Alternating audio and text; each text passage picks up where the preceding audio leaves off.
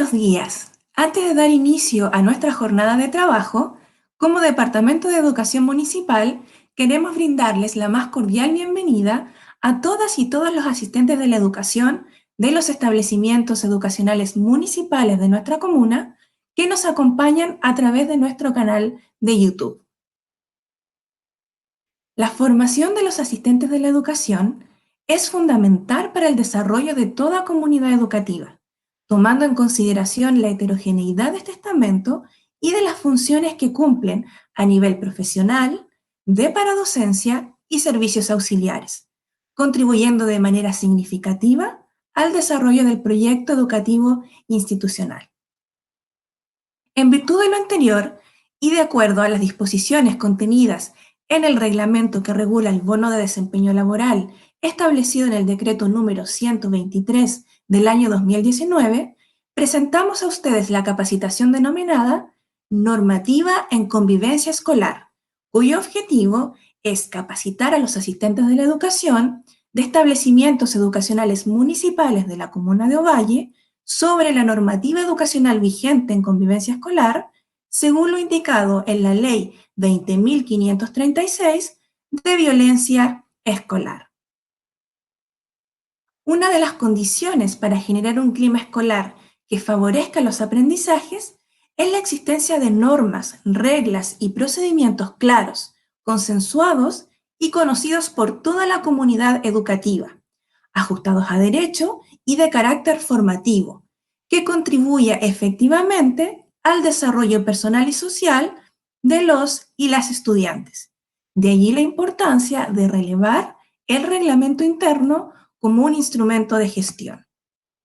Para dar inicio a esta jornada, invitamos al jefe del Departamento de Educación Municipal de Ovalle, señor Nelson Olivares Mánquez, a darnos un cordial saludo. Bienvenido, don Nelson. Muchas gracias, Camila.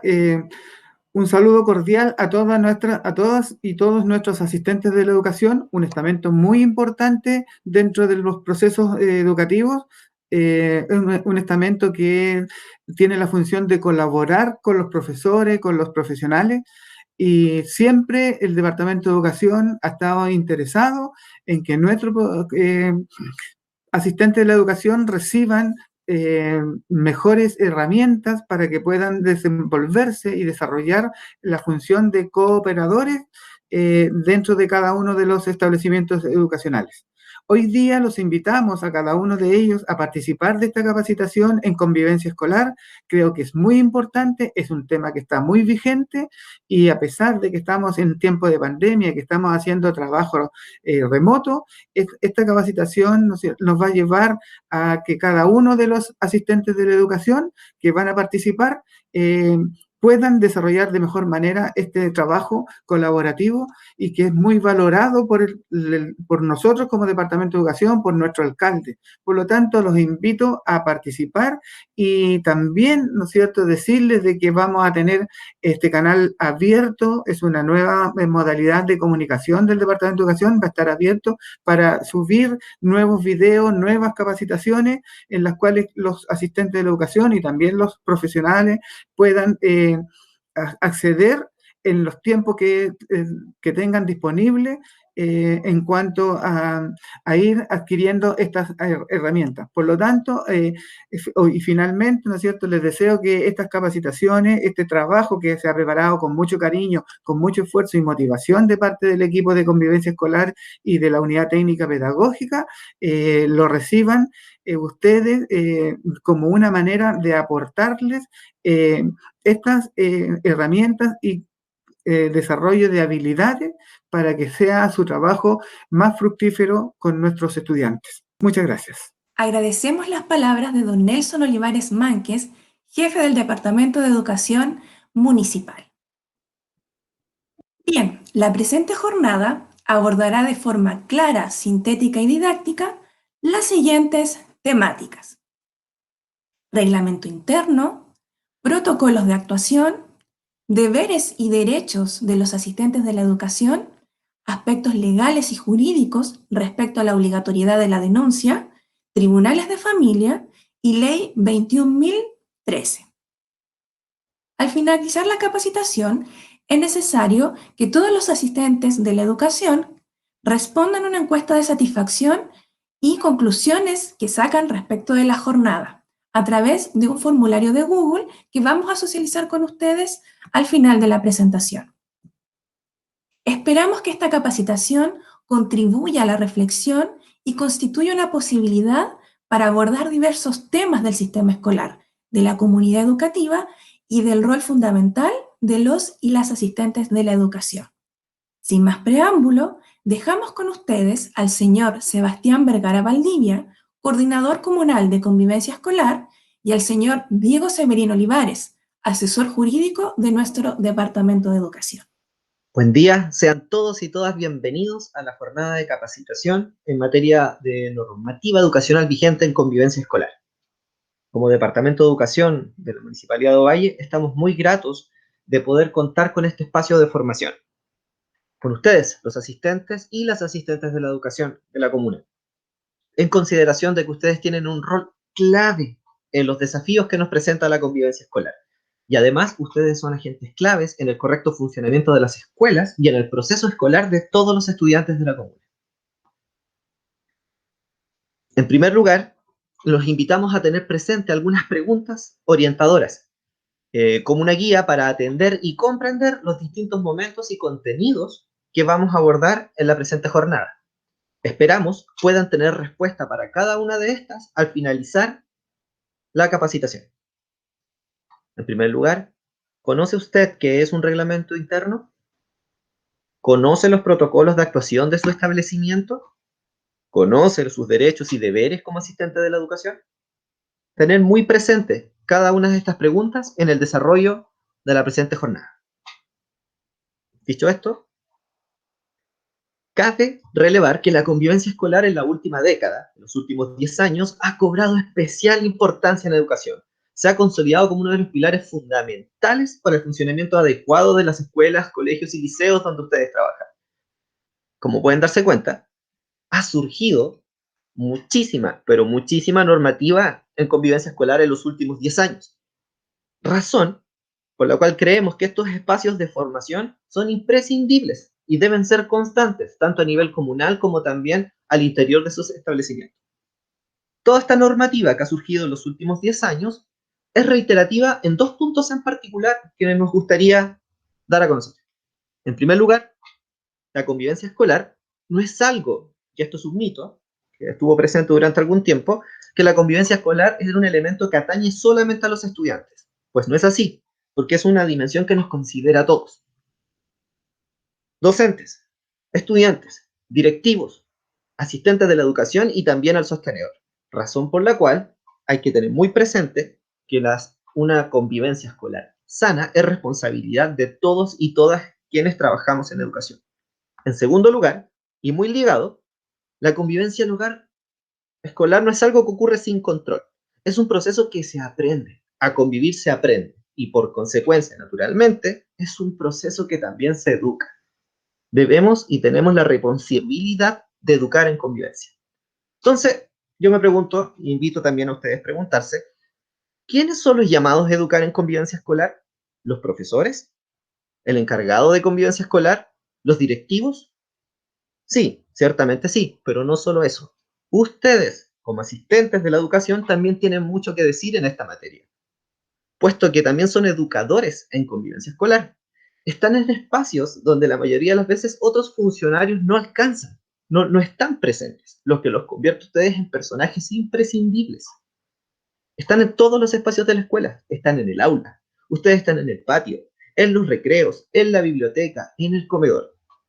Espacios donde ustedes educan en materia de convivencia escolar, con lo que dicen, con lo que hacen, pero ojo, también con lo que no dicen y también con lo que no se hace. En este sentido, la convivencia escolar, como se ha señalado, se juega en todos los espacios de la escuela. Y esto lo releva la Política Nacional de Convivencia Escolar, cuando señala que una de las características de la convivencia escolar es que esta es cotidiana. ¿Qué quiere decir que sea cotidiana? Que emerge y se deja ver en todos los rincones y actividades de los establecimientos educacionales. Vale decir, en las salas de clase, en los recreos, en los aniversarios, en las kermés, en los consejos de profesores, en los consejos de asistentes, en las reuniones de apoderados, etc.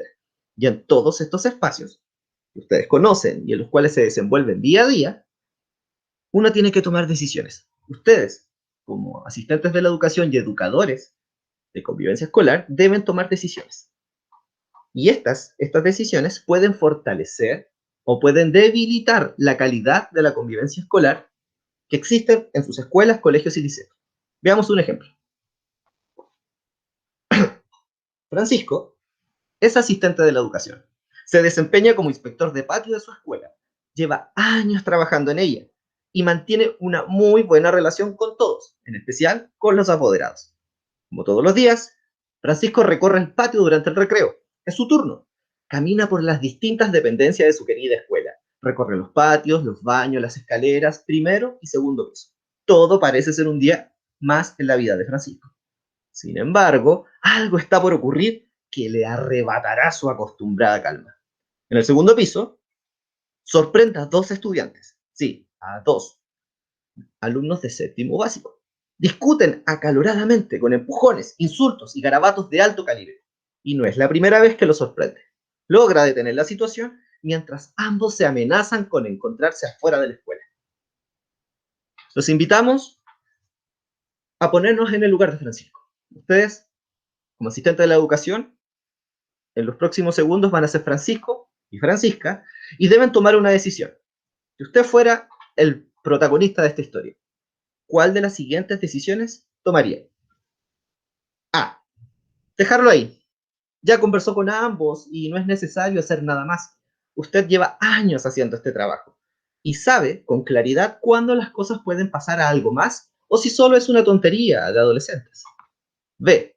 Informar al inspector general o director sobre la situación para que se adopten medidas. Y C. Citar a los apoderados porque usted los conoce. Prefiere citarlos directamente y así evitar que los estudiantes sean sancionados. Después de todo, usted considera que ambos son muy buenos muchachos. Vamos a dar algunos segundos para que usted revise cada una de las alternativas y piense cuál es la que usted tomaría siendo Francisco o Francisca.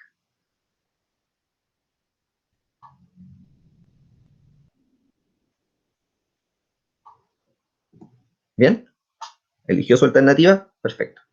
Sin duda alguna, la alternativa que resulta más prudente y más adecuada es la alternativa B. Informar al inspector general o director sobre la situación para que adopten medidas.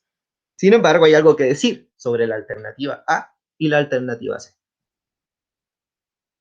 Estas dos alternativas tienen un elemento en común muy importante. En ambas se observa cómo la experiencia, la trayectoria laboral del asistente de la educación permite que ustedes conozcan muy bien el comportamiento de sus estudiantes y también de sus familias, porque ustedes son un elemento clave en la relación que mantiene la escuela con ellos, con estudiantes y sus respectivos apoderados. Y no es extraño también que ocurra un segundo fenómeno, que muchos de los niños, niñas y adolescentes con los que ustedes trabajan se refugien en ustedes, les cuenten sus cosas, sus temores, sus dudas. Tío Manuel, tengo problemas en la casa. Tía Vicky, tengo miedo de quedarme repitiendo. Tía Dafne, no sé cómo contarle a mi mamá lo que me pasó con mi pololo o con mi polola. Y esto no es casualidad. Esto ocurre porque ustedes forjan lazos con ellos y con ellas. Vínculos emocionales que son verdaderos y honestos. Son queridos ustedes por los chicos y las chicas de las escuelas. Sin embargo, el llamado es a ser cauto en la toma de decisiones y tener presente que la escuela cuenta con procedimientos de actuación y que debemos conocer y ser responsables nosotros como funcionarios de conocerlos y no dejarnos llevar exclusivamente por la intuición y la experiencia. Porque, ojo, la experiencia nos puede tender una trampa, porque la convivencia escolar es cotidiana, se juega en todos los espacios, pero también es dinámica. ¿Qué quiere decir esto? Que la convivencia escolar cambia, se transforma. Aquello que me fue práctico en 1997, 10 años después, quizás ya no me era tan efectivo. Y lo que yo hacía el 2013, a lo mejor el 2020 ya no me va a dar los mismos resultados. O a lo mejor por norma, por normativa, ya no lo puedo realizar.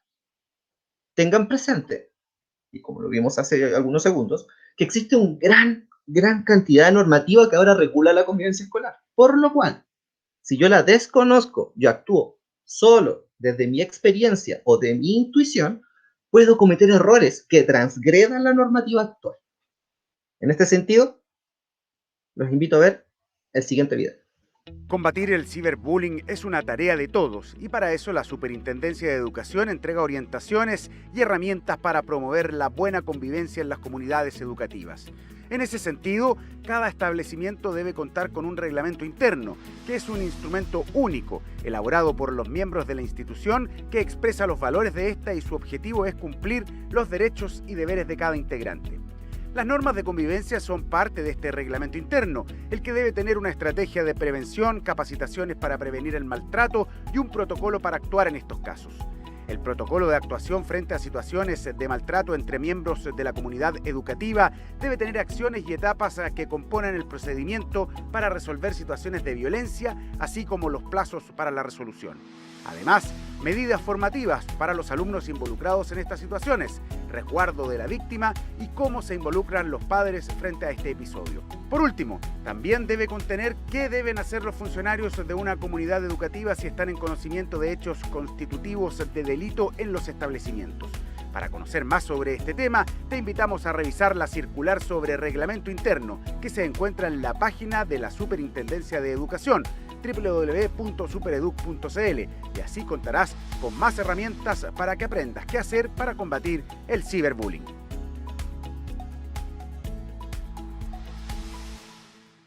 Tal como se señala en el video que acabamos de ver, tenemos que tener muy claro que la convivencia escolar no solo se enseña, sino también se educa. Y junto con ello existen una serie de normas que la regulan y la precisan. En este sentido, el año 2011, la Ley de Violencia Escolar 20.536 determinó que todos los establecimientos educacionales deben contar con un reglamento interno. ¿Qué es el reglamento interno? Es un instrumento con procedimientos y pasos a seguir que buscan regular las relaciones que se dan al interior del establecimiento entre todos los actores que componen las comunidades educativas. Ojo, de todos.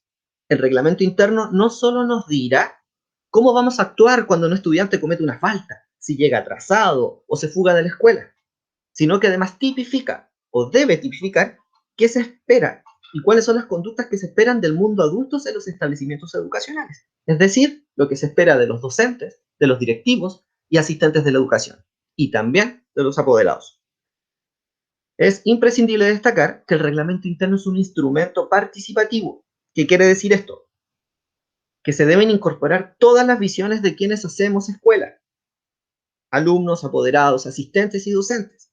Todos deben ser parte de la elaboración del reglamento interno, de manera tal que sea un instrumento que represente las miradas de todos quienes están presentes en los colegios, liceos y escuelas de la comuna y del país.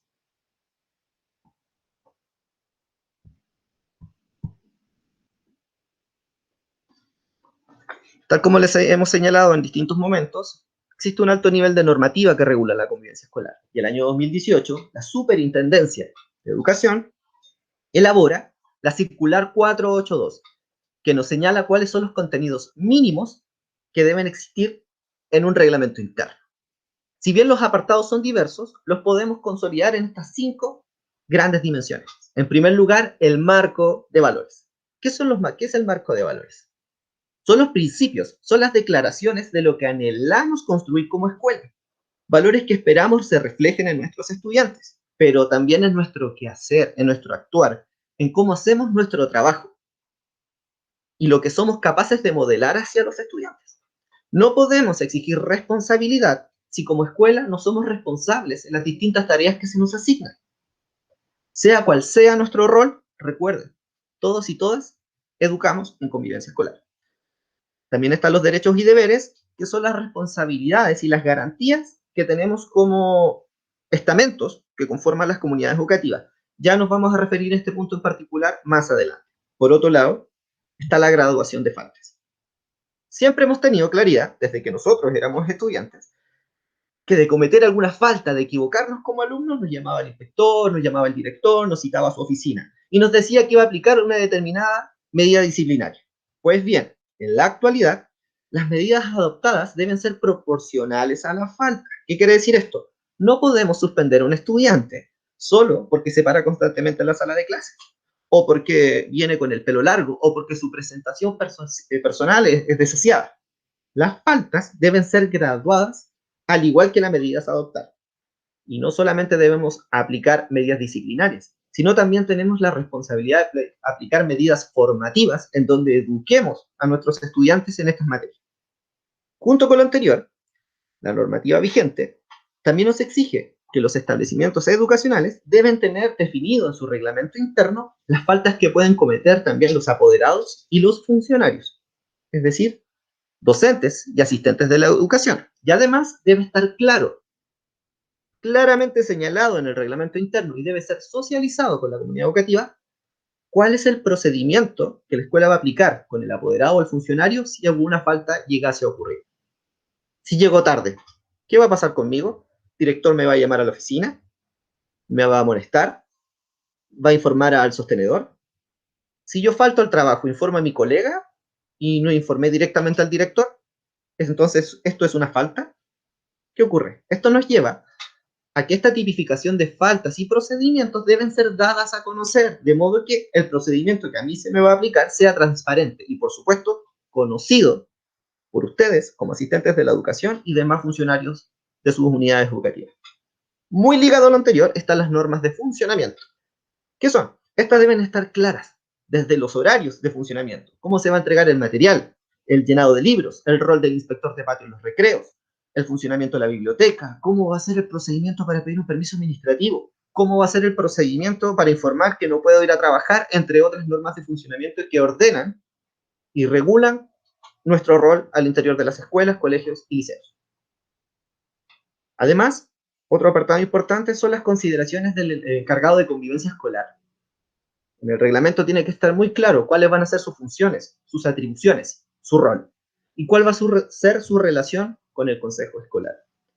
No está de más recordar que el consejo escolar es el espacio de participación donde se congregan todos los estamentos de la comunidad educativa, donde existe un representante de cada una de estas, representantes de los docentes, representantes de apoderados, representantes de estudiantes y, por supuesto, representantes de los asistentes de la educación, liderado por el director o directora del establecimiento educacional. En este espacio es donde ustedes pueden dar a conocer inquietudes, problemáticas, sugerencias u otros temas de importancia para ustedes como asistentes de la educación, a través de su representante en este espacio. Junto con lo anterior, con la circular 482, también surge la circular 860, que se nos señala, es la que define los apartados de los reglamentos internos de los establecimientos educacionales de educación parvularia, es decir, los jardines infantiles y a su vez todas las escuelas que imparten educación parvularia. Si se dan cuenta, son apartados muy similares al anterior, desde los derechos y deberes, cómo se regula la gestión pedagógica y la convivencia escolar, cómo se regula el funcionamiento general de la escuela, cómo se regula el ámbito de la seguridad y la higiene, los procesos de admisión, el uso de uniforme. Y hay dos elementos en los que me voy a detener brevemente. El primero es la aprobación, modificación, actualización y difusión del reglamento interno. La convivencia escolar, como ya señalé, es dinámica y esto se debe ver reflejado en el reglamento interno. No podemos tener las mismas normas y las mismas medidas disciplinarias desde el año 2000 a la fecha, porque hay distintas situaciones que son nuevas. La sociedad va cambiando, las infancias, las adolescencias se transforman, son nuevas, por lo cual tenemos que ir haciendo cambios, modificaciones y actualizaciones, y estas deben ser dadas a conocer a la comunidad educativa. Si yo cambio el reglamento interno, debo darlo a conocer en el consejo escolar, y el consejo escolar, a través de sus distintos representantes, deben darlo a conocer a estudiantes, a los apoderados, a los docentes y a los asistentes de la educación, según lo indique el procedimiento de cada escuela. ¿Por qué? Porque de esta forma yo transparento la información. Por ejemplo, en los últimos años se ha incorporado en la mayoría de los reglamentos internos procedimientos para funcionarios de los establecimientos educacionales que cometen falta, como fue indicado hace algún momento. Pues bien, si yo incorporo en este apartado procedimientos para mis asistentes de la educación, tengo la obligación como escuela de darlo a conocer, de manera que ustedes estén informados sobre lo que se espera de ustedes y cuál sería el procedimiento en caso de que ustedes cometan alguna transgresión en este sentido.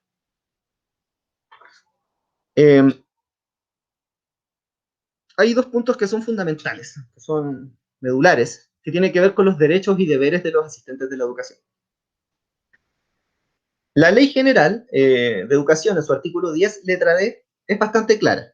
Determina 3 derechos generales para todos los asistentes de la educación que se desempeñan en las escuelas, colegios y liceos de la comuna y del país. Estos son: el derecho a trabajar en un ambiente tolerante y de respeto mutuo, ya que se respete su integridad física y moral, no pudiendo ser objeto de tratos vejatorios o degradantes. Segundo, derecho a recibir un trato respetuoso de parte de los demás integrantes de la comunidad escolar.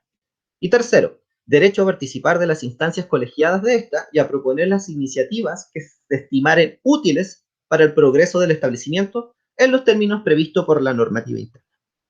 Ahora bien, estos son los que señala la Ley General de Educación, pero cada comunidad educativa, cada comunidad educativa tiene la posibilidad de ampliar estos derechos, pudiendo generar espacios donde se deban discutir, reflexionar y definir nuevos derechos como asistentes de la educación.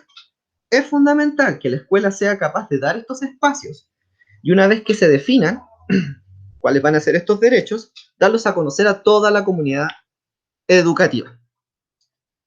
Es preciso señalar, sí, que los derechos que definamos no pueden estar al margen de la ley. Los reglamentos internos no están sobre la legislación. ¿A qué me refiero? Por ejemplo, si yo estipulo en mi reglamento interno que voy a aplicar una suspensión a un estudiante que llega constantemente con el pelo largo y su presentación personal deficiente, esto no es correcto. ¿Por qué? Porque la ley de inclusión cautela que yo no puedo suspender estudiantes por su presentación personal. Entonces hay que tener cuidado. Los reglamentos internos siempre están supeditados bajo la norma. Yo no puedo establecer lo que a mí se me antoje como unidad educativa, sino que tiene que estar alineada a la legislación. En esta misma línea, la Ley General de Educación también define cuáles son los deberes de ustedes como asistentes de la educación en el artículo 10, letra D. Y estos son deberes de los asistentes de la educación ejercer su función en forma idónea y responsable, respetar las normas del establecimiento en que se desempeñan y brindar un trato respetuoso a los demás miembros de la comunidad educativa. Tal como consigné hace algún momento, es también uno de los deberes principales de ustedes como asistentes de la educación cautelar que no se vulneren los derechos del niño, la niña y el adolescente. ¿Qué quiere decir esto? Que debemos ser responsables con la información que manejamos de nuestros estudiantes y no se deben dejar pasar situaciones de violencia, de abuso o de negligencia de las cuales ustedes tengan conocimiento. Es su deber informar al director cuando esto ocurra y para eso existen los protocolos de actuación. Los chicos confían, y las chicas y los adolescentes confían mucho en ustedes. Y esa información implica una responsabilidad desde nuestro rol. ¿Cuáles son los protocolos de actuación? O en primer lugar, ¿qué son los protocolos de actuación? Son aquellos procedimientos que buscan regular el actuar de la escuela ante situaciones específicas, de manera que el establecimiento sepa cómo actuar y no improvise, evitando cometer errores o transgresiones a la norma. Por ejemplo, si un estudiante tiene un accidente, yo director, ¿llevo al estudiante al hospital? ¿Llamo al apoderado? ¿O espero que termine el día para comunicarme con el apoderado responsable? Entonces, los protocolos de actuación nos invitan a responder estas preguntas, que vale decir es ¿qué hacemos cuando algo específico ocurre? Nos calma, regula la ansiedad y nos entrega pasos a seguir. ¿Cuáles son los protocolos? Accidentes escolares, retención de estudiantes embarazadas y padres adolescentes y situaciones de violencia escolar. Acá me voy a detener un minutito. Cabe señalar que en este protocolo de situaciones de violencia escolar se detallan episodios, se detallan procedimientos no solo cuando ocurren episodios de violencia entre estudiantes, sino también regula lo que debe ser la escuela, colegio, liceo, cuando hay conflictos entre un adulto y un estudiante, con apoderados o entre funcionarios. Conflictos siempre existirán, siempre han existido y siempre van a seguir existiendo. Lo tenemos muy claro. Todos los hemos tenido, ¿cierto? Y lo seguiremos teniendo. Lo fundamental en este sentido es cómo resolvemos estos conflictos y contar con espacios y procedimientos que nos faciliten la tarea. Entonces, este es un llamado a ustedes como asistentes de la educación, que cuando sucedan conflictos entre ustedes o con apoderados, ustedes deben exigir la aplicación de este protocolo para resolverlo de la manera más sensata posible. Por otro lado, continuando con los protocolos, también están los protocolos ligados a todo lo que se señala con la ley 20.000 de drogas y el protocolo de reclamos de sugerencias y felicitaciones. Este protocolo también es fundamental. Cuando ustedes como asistentes, o los apoderados, o estudiantes, o cualquier funcionario de la comunidad educativa, tiene un reclamo, porque tiene una situación que considera injusta y quiere darla a conocer, o tiene una sugerencia que permita que la escuela actúe de mejor manera, o sencillamente quiere hacer un reconocimiento, debe solicitar al encargado de convivencia o al director de la escuela, según sea el caso, un cuaderno, un libro foliado u otro documento que la escuela estime para estos fines, donde ustedes con puño y letra puedan señalar que vivieron tal situación donde ustedes se sintieron denostados, o quiero sugerir tal cosa. ¿Por qué?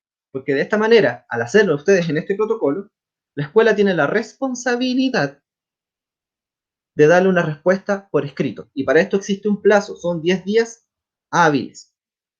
Siempre, y ustedes como asistentes de la educación, no solo deben tenerlo claro, sino también deben dar a conocer este discurso. Los problemas de la escuela primero se resuelven en la escuela.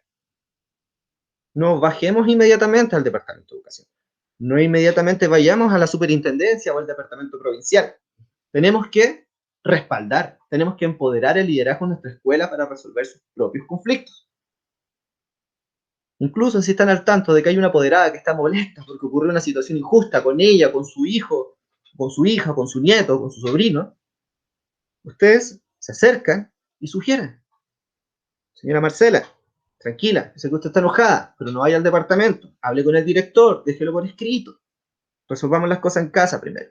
Si la respuesta no es satisfactoria, o si no se respetan los días de plazo estipulado, perfecto, ustedes acérquense al departamento de educación y buscamos una nueva forma de resolver el conflicto en cuestión.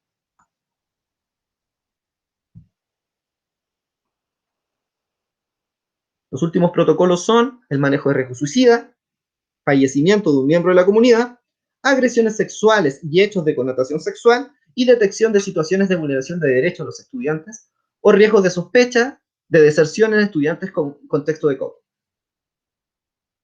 Hay que tener unas consideraciones importantes ahora que vamos cerrando este primer momento de nuestra jornada de capacitación.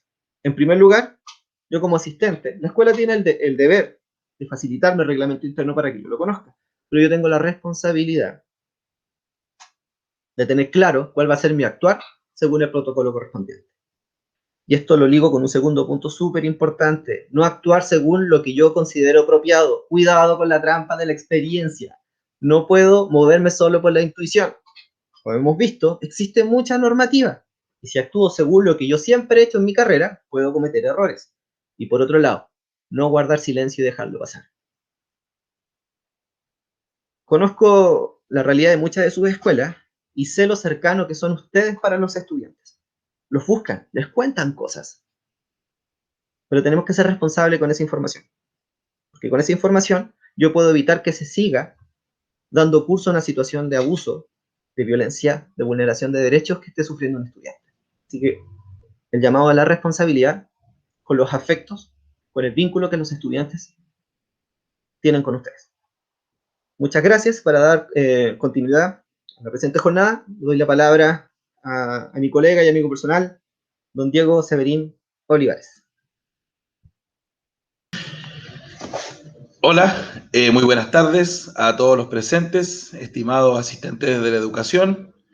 Mi nombre es Diego Severín, soy asesor jurídico del Departamento de Educación y en esta oportunidad formo parte de esta capacitación para efectos de poder entregar ciertos elementos del ámbito jurídico, normativo, según lo indica el nombre de nuestra capacitación, en lo relativo a lo que es convivencia escolar, sobre todo centrado en las situaciones ya más graves que ocurren en nuestros establecimientos educacionales, como lo son los delitos que puedan afectar a nuestros estudiantes o los delitos que puedan tener lugar dentro de los establecimientos educacionales, como asimismo las denuncias por vulneración de derechos que puedan afectar a nuestros alumnos.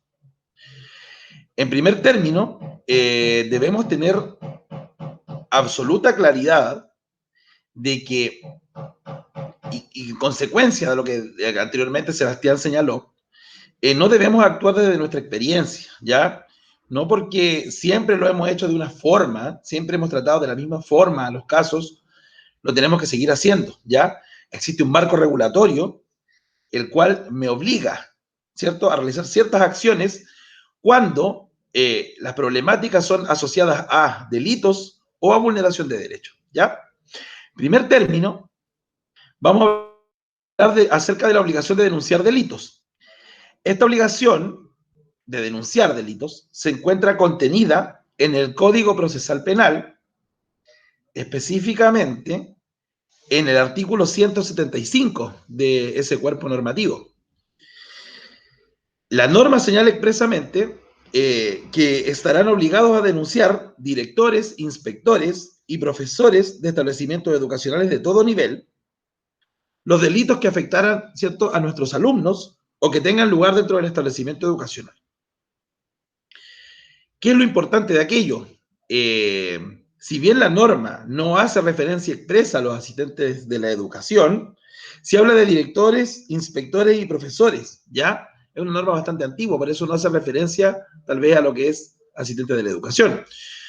Pero la obligación de denunciar existe. Como señaló Sebastián anteriormente, en la mayoría de los casos, los alumnos tienen directo contacto con ustedes, ¿cierto? Les cuentan cosas.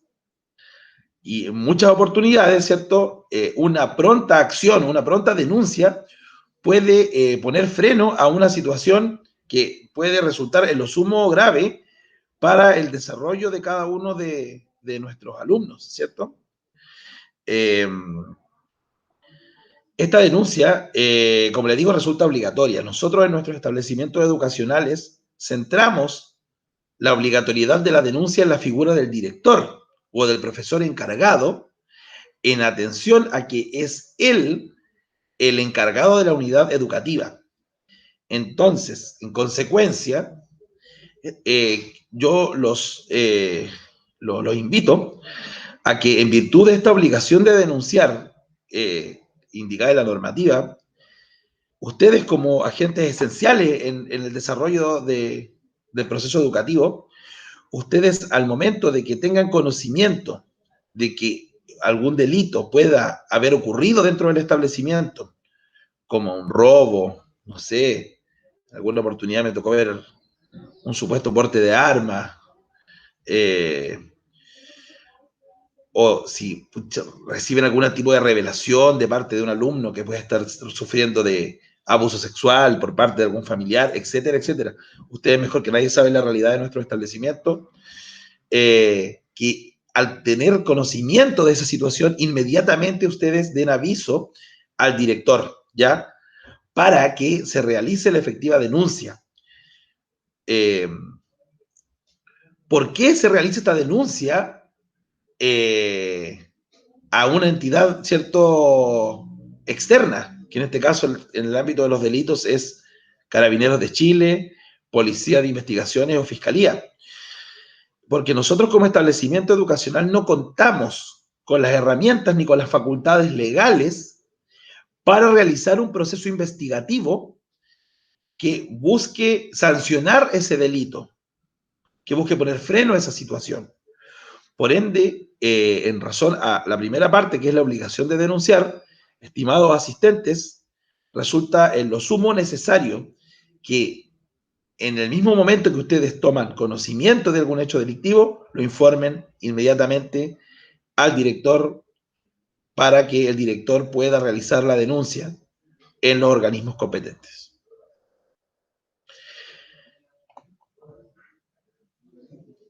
Ya. Como toda norma, ¿cierto? No podemos pensar de que el plazo para efectuar esa denuncia es un plazo eterno. Cuando ocurren delitos, ¿cierto? Lo importante es, como ustedes sabrán, realizar la denuncia lo antes posible, en el menor tiempo posible. Por ende, el artículo siguiente, es decir, el artículo 176 del Código Procesal Penal, señala expresamente que existe un plazo para efectuar la denuncia. El plazo para efectuar la denuncia es un plazo de 24 horas siguientes al momento que tomaran conocimiento del hecho criminal. Es decir, el establecimiento educacional, una vez de que toma conocimiento de un hecho delictivo, tanto que afecte a un alumno o como tenga ocurrencia dentro del establecimiento, yo tengo como establecimiento educacional 24 horas para efectuar la denuncia, no más plazo que eso. Después vamos a ver por qué es importante. Es importante ya que su incumplimiento, ¿cierto?, me genera a mí cometer una pena, ¿cierto? Me genera el incumplimiento a la norma, como le explicaba anteriormente, generaría eventualmente dos consecuencias. Uno es una pena, ¿cierto?, por no realizar la denuncia dentro del plazo, y como funcionarios públicos también estamos bajo el cumplimiento de una responsabilidad administrativa que tenemos. Por ende, un incumplimiento en los plazos o en efectuar la denuncia de delitos, podríamos incurrir en una pena señalada en el artículo 494 del Código Penal, que es una multa de 1 a 4 UTM, ¿ya?, que entre aproximadamente 50 a 200 mil pesos en multa, y con todo lo que eso conlleva, ¿cierto? Que esto puede dar inicio a un proceso administrativo sancionatorio, conocido también como sumarios administrativos, tanto en contra del establecimiento como en contra de los funcionarios que pudieran incumplir, ¿cierto?, su obligación de denunciar. Por eso resulta de vital importancia en esta capacitación dejar en claro ese tema, ¿ya? Existían, cuando yo llegué hace 5 años a trabajar a este departamento de educación, me tocaba mucho de repente escuchar que cuando ocurrían hechos, por ejemplo, delictivos o que afectaran a nuestros alumnos, siempre el comentario era como, pero ¿cómo? Yo no creo que eso pase, ¿cómo va a ser así? ¿No estará mintiendo el niño? Se le daba muchas vueltas, ¿cierto?, al tema. Y la ley me obliga a hacer otra cosa, ¿cierto?, que es directamente denunciar dentro de un plazo que la misma normativa me otorga, que es de 24 horas. Por eso, en primer término, estimados asistentes, como vimos, como a modo de resumen, ¿cierto?, de lo que es delitos, resulta en lo sumo relevante de que ustedes puedan efectuar, digamos, esta comunicación al director, ¿cierto?, dentro del plazo que la ley señala para que se haga la denuncia correspondiente. Eso en lo que respecta a los delitos. Por otra parte, y algo tal vez más común, ¿cierto?, unas situaciones más comunes que puedan ocurrir dentro de los establecimientos educacionales, es lo relativo a, no sé si ustedes han escuchado hablar de las medidas de protección. Las medidas de protección, ¿cierto?, la denuncia por vulneración de derechos, es algo más común, lamentablemente, de lo que nosotros querríamos, ¿cierto? Esto está reglamentado en la ley 19.968 del año 2004, la cual crea los tribunales de familia. Dicho cuerpo normativo, en su título cuarto, párrafo primero, habla específicamente de la aplicación judicial de medidas de protección de los derechos de niños, niñas y adolescentes. Ya, pues bien, en la norma antes citada, específicamente en su artículo número 70, y en un tenor muy similar a lo que señalaba el Código Procesal Penal relativo a la denuncia por delito, el artículo 70 de la ley que crea los tribunales de familia señala expresamente sobre el inicio del procedimiento de la medida de protección por vulneración de derechos. Dice que el procedimiento podrá iniciarse de oficio a requerimiento del niño, niña o adolescente, de sus padres, de las personas que lo tenga bajo su cuidado, y dice nuevamente, como bastante consecuente con lo que le indicaba la norma anterior, que también, digamos, el procedimiento podrá iniciarse por requerimiento de los profesores o del director del establecimiento educacional al que asista. En ese sentido, opera de la misma manera que operaba la denuncia por delito, también opera la denuncia de vulneración de derechos. Yo como asistente de la educación, ¿cierto? Al tomar conocimiento de un hecho vulneratorio que afecte a nuestros alumnos, tengo la obligación de inmediatamente comunicarme con el director para efectos de que el director, ¿cierto? Como dijimos anteriormente, canalizamos la figura de la denuncia en el director, como es el encargado de la unidad educativa, para que el director efectivamente haga una denuncia por vulneración de derechos en el portal del Poder Judicial. Ahí voy a detenerme un poquito a hacer la diferencia. Cuando se trata de delitos, las denuncias deben ser en 3 entidades, puede ser Carabineros de Chile, Policía de Investigaciones, o en la Fiscalía, Ministerio Público. En el caso de la vulneración de derechos, que es el que estamos viendo anteriormente, la denuncia se hace directamente mediante la plataforma de la Oficina Judicial Virtual, en la cual, digamos, en este caso, el director del establecimiento solicita una medida de protección a favor del alumno que se encuentra siendo vulnerado en sus derechos, valga la redundancia. El segundo párrafo del artículo 70 se señala que el requerimiento presentado por alguna de las personas señaladas en el inciso anterior no necesitará cumplir con mayor requisito, ¿cierto? Bastando con la sola petición de protección para dar por iniciado el procedimiento. Aquí, ¿qué es lo que pretende el legislador? ¿Cierto? De que no nos centremos en cómo realizar la denuncia, ¿ya? No nos centremos tanto en qué elementos debemos reunir para realizar la denuncia, sino que lo importante es realizar la denuncia en el organismo competente en la brevedad posible.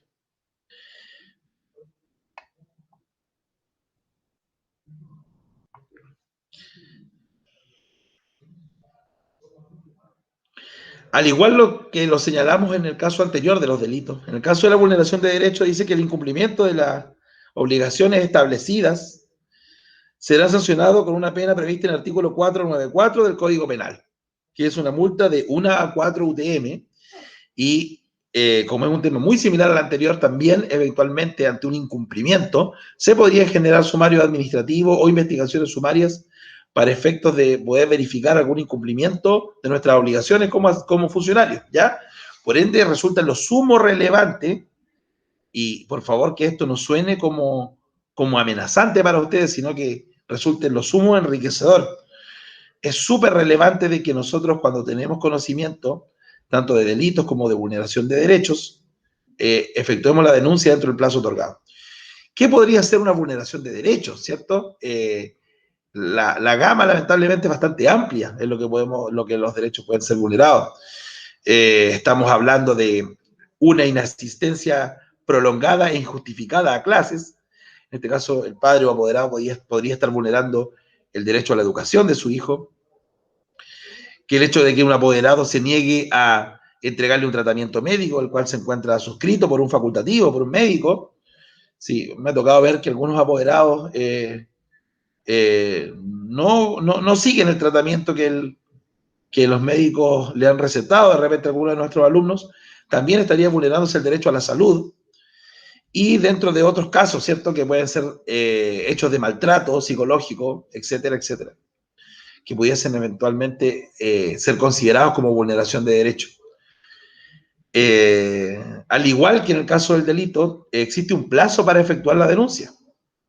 Ya no, el plazo para efectuar la denuncia, en el caso de la vulneración de derechos, es un plazo de 48 horas. En el caso de los delitos, anteriormente era de 24 horas el plazo. En el caso de las vulneraciones de derechos, el plazo es de 48 horas desde que tenemos conocimiento del hecho vulneratorio. Ahí, según están apreciando en la presentación, dice que el plazo establece para solicitar medida de protección es de 48 horas, según las disposiciones contenidas en la Ley de Tribunales de Familia. Bien, ya que hablamos de la obligación de denunciar, me gustaría, claro, que les quedara claro de que es una obligación, ¿ya? No es un hecho de que yo lo quiero hacer o no lo quiero hacer. La ley me obliga. Ustedes saben que la ley manda, prohíbe o permite. En este caso me está mandatando, ¿cierto?, de que yo debo efectuar una denuncia. Por ende, espero de que la información que les señalé anteriormente le haya sido bastante beneficiosa. Ahora me voy a centrar en una normativa del año 2017, específicamente en la ley 21.013, ley que tipifica un nuevo delito de maltrato y aumenta la protección de personas en situación especial.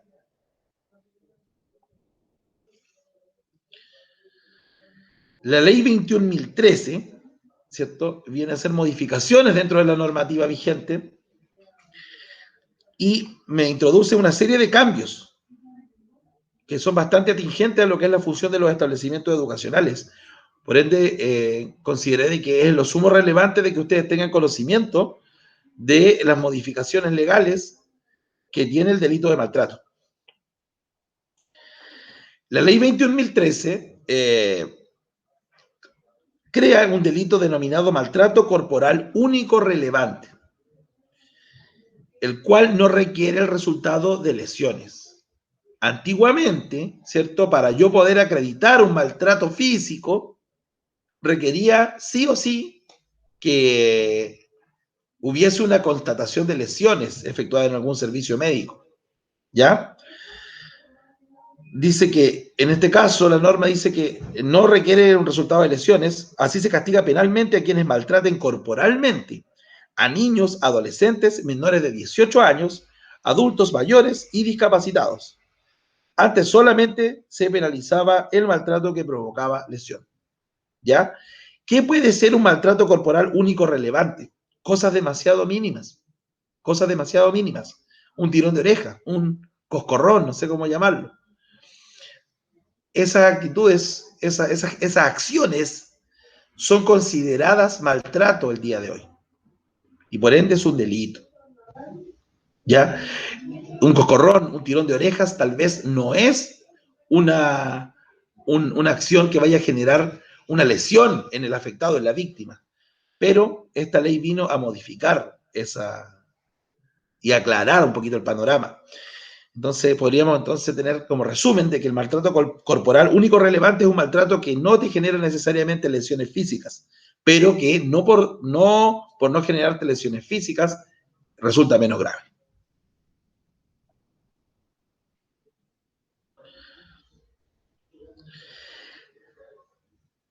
La modificación normativa que introdujo la ley 21.013 también considera, ¿cierto?, una pena para el delito maltrato único relevante. Señala como pena, ¿cierto?, para este delito, adicional a una eventual privación de libertad, ¿cierto?, que se podría configurar en el caso de que la persona fuera un maltrato grave, ¿cierto? Y por favor, quiero hacer especial énfasis en esta situación, ya que es muy atingente a ustedes, estimados asistentes, tanto los asistentes de aula, ¿cierto?, profesionales, etcétera, etcétera, ¿ya? Toda la amplia gama, el amplio halo de asistentes, en los cuales me incluyo, porque yo también soy un asistente de la educación.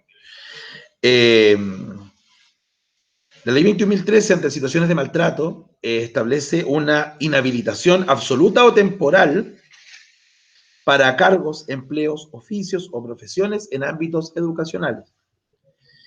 De la salud, también, o que involucren una relación directa con tales sujetos.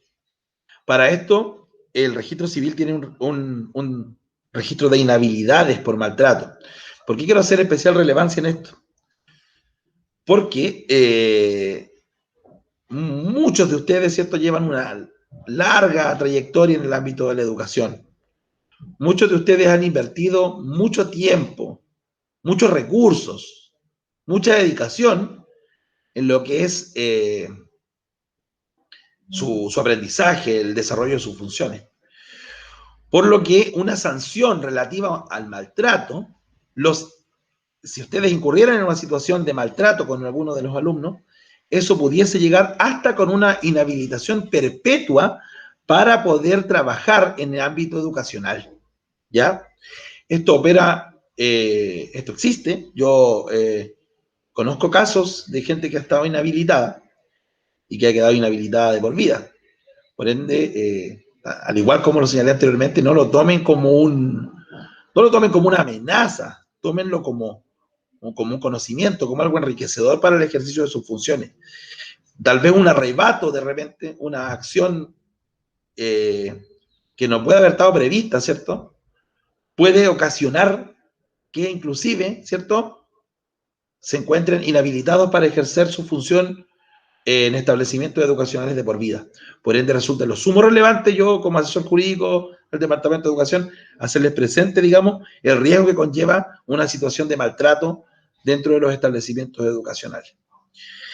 Dice que al final de la PPT que estamos revisando, dice que se aumenta la pena de maltrato en contexto de violencia intrafamiliar, lo que ahora puede llegar a los 3 años de presidio. Eso, como dato muy relevante, también lo podría señalar, ya que ustedes tienen bastante contacto con los apoderados, ¿cierto?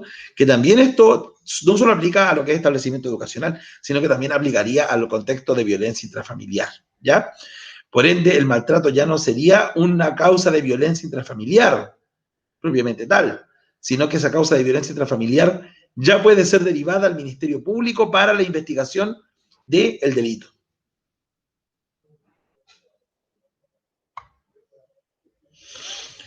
Bueno, ya hemos hablado de la obligación de denunciar tanto delitos, posteriormente vulneración de derechos. Le hice una aclaración, una retroalimentación sobre la ley de maltrato, ¿cierto? Y antes de finalizar mi presentación, me gustaría comentar con ustedes estas consideraciones finales que incluí en esta presentación, las cuales, si bien no son 100% normativas, resultan muy relevantes y útiles para el ejercicio de sus funciones. Por favor, que en esta parte pónganme mucha atención. Primeramente, como asesor jurídico, me toca ver normalmente situaciones de convivencia escolar, las cuales tienen su origen en una mala utilización de las redes sociales o de la tecnología. ¿A qué me refiero con esto? Que entiendo yo que ustedes como asistentes, también así los docentes, los equipos directivos, los apoderados en los cursos, utilizan plataformas de redes sociales como lo son WhatsApp, Facebook, tal vez para poder organizarse, ¿cierto? Para poder retroalimentarse en información relativa a lo que es el establecimiento educacional. Yo les pido, por favor, a ustedes como asistentes de la educación, en el caso de ustedes, integrar grupos de WhatsApp, integrar grupos o páginas de Facebook. Utilicemos esas páginas y esa tecnología, estas aplicaciones, 100% para hechos atingentes a lo que es su función dentro del establecimiento, ¿ya? Me toca ver bastante seguido de que hay problemas, no sé, pongamos en el caso, disculpe lo coloquial que voy a hacer, que la profesora puso eso en el Facebook, de que la apoderada dijo algo en el grupo, de que la asistente de aula puso tal cosa en su estado de WhatsApp. Por favor, tratemos de que las redes sociales sean un elemento positivo y un elemento importante para el desarrollo de mis funciones. Y por favor, les pido que tratemos de dejar los temas personales, ¿cierto? Todo lo que compete al ámbito personal, porque las redes sociales, si bien nosotros las estamos utilizando ahora más por el contexto de pandemia para trabajar, las redes sociales fueron creadas para yo tener contacto con mi familia, con mis amigos personales, ¿cierto? Por ende, tratemos de educar a ustedes que tienen directo contacto con los apoderados, ¿cierto? Directo contacto con otros funcionarios, con los docentes. Tratemos de utilizar estos grupos de WhatsApp, tratemos de utilizar estas páginas de Facebook de buena manera, ¿ya? Netamente para lo que es la función educacional, para saber cuándo hay un acto, organicémonos para el acto, organicemos que el profesor pueda decir cuándo hay evaluaciones, que los apoderados puedan consultar qué materiales tienen que llevar los alumnos, que los asistentes puedan planificar sus actividades, ¿cierto?, dentro del establecimiento. Pero por favor, les pido y les aconsejo, ¿cierto?, no involucrar temas personales, ¿cierto?, en lo atingente al propio establecimiento, porque en muchos casos me ha tocado revisar de que se han generado problemas graves de convivencia por una mala utilización de las redes sociales. Como segundo punto o consideración final relevante, que creo que es bastante necesario hacerlo presente, es sobre la actualización de los datos de contacto que tanto ustedes como asistentes puedan tener. También es una información que ustedes puedan bajar, ¿cierto?, a los apoderados, como tienen contacto con ellos, o puedan difundirlo dentro del establecimiento educacional. Para la correcta aplicación de los protocolos que Sebastián en su presentación anteriormente señaló, para el correcto funcionamiento, ¿cierto?, del establecimiento educacional, para el correcto ejercicio de mis funciones, sobre todo ahora que estamos en un contexto de pandemia, en la cual, digamos, una llamada telefónica, una conversación por WhatsApp puede ser relevante para el correcto funcionamiento, para poder organizarse mejor como establecimiento. Resulta imperioso tener actualizados los datos de contacto, ¿cierto? No hay... El establecimiento no sabe, ¿cierto?, si usted cambió su celular, ¿cierto? Tenía mi número de teléfono, pero finalmente por X motivo me regalaron un equipo nuevo, viene con un nuevo número, y yo cambio mi número de teléfono, ¿cierto? Es mi obligación como docente, es mi obligación como asistente de la educación, es mi obligación como apoderado, ¿cierto?, informarle al establecimiento educacional cuando yo cambio mi contacto, ¿ya? Ustedes como asistentes de educación, si quieren avisar a un apoderado, por ejemplo, que ocurrió alguna... Pongamos en el caso de que existe un protocolo de accidentes, en el cual a ustedes como asistentes le corresponde, mientras el director con el profesor están haciendo las gestiones para llevar a un niño al servicio de salud, y a ustedes le corresponde dentro del protocolo dar aviso, en este caso, a un apoderado, ¿cierto? Si ese apoderado no actualizó su número de contacto, nosotros como establecimiento no tenemos cómo saber de que existió esa modificación. Y eso iría en directo perjuicio, ¿cierto?, a una aplicación correcta del protocolo que está establecido en mi reglamento.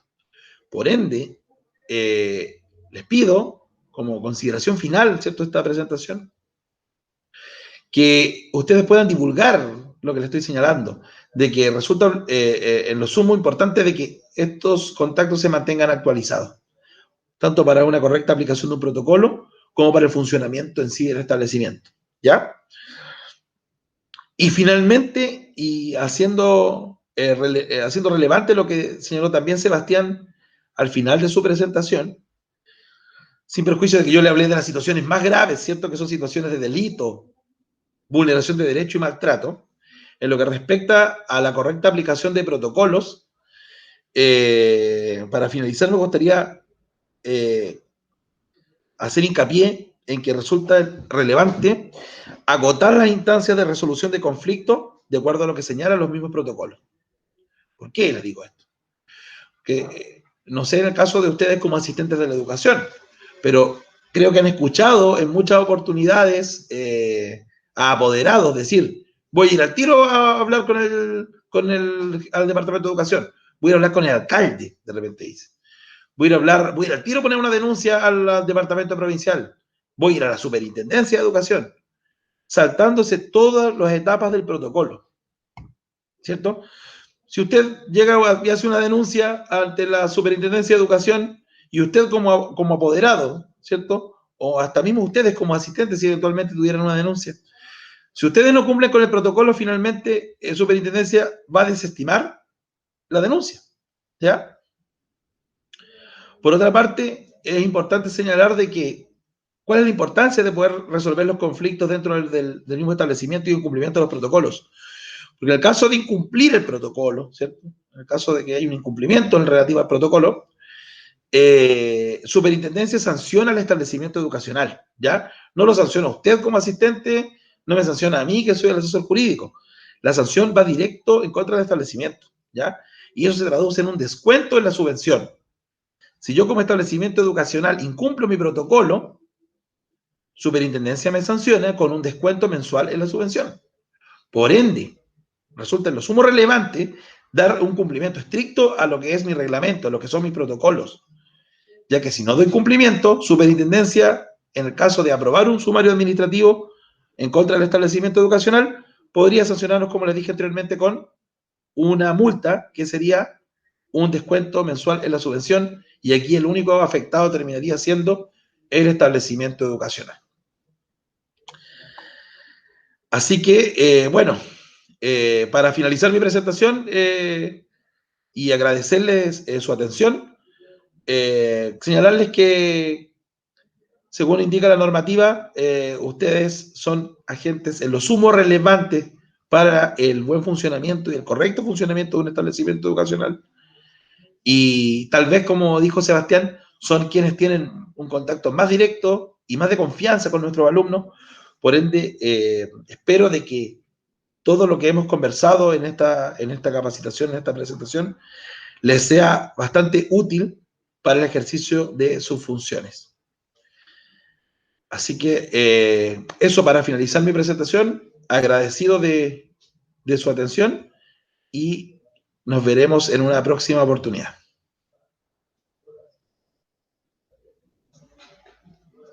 Agradecemos la correcta y completa presentación realizada por el psicólogo Sebastián Vergara Valdivia y el asesor jurídico Diego Severín Olivares.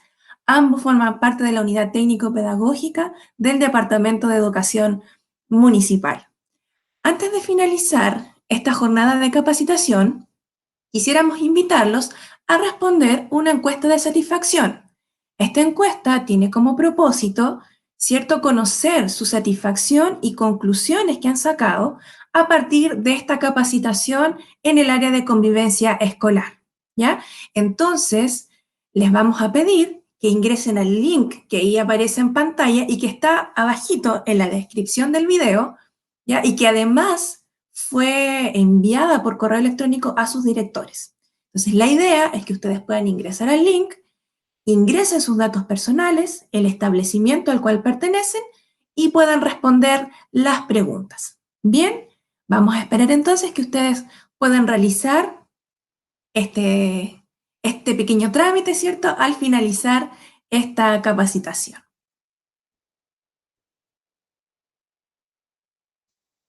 Bien, como pudimos ver a lo largo de esta jornada, la convivencia escolar es un aprendizaje que se construye cotidianamente a partir de la experiencia y el contacto con otros. Implica el reconocimiento y respeto por la diversidad, la capacidad de las personas de entenderse, de valorar y aceptar las diferencias y los puntos de vista de los demás, reconociendo en cada uno a un sujeto de derechos, con responsabilidades y que se deben asumir a favor del bien común. Cerramos la jornada de hoy reconociendo y también agradeciendo el trabajo de cada uno de ustedes, conscientes que en una institución educativa todos educan. En ese sentido, los y las asistentes de la educación, de acuerdo a su rol y función, aportan en la enseñanza, la formación, la inclusión, la disciplina y el desarrollo de un ambiente amable y seguro. Por nuestra parte, nos despedimos de esta instancia formativa asincrónica y esperamos encontrarnos en una próxima oportunidad. Muchas gracias.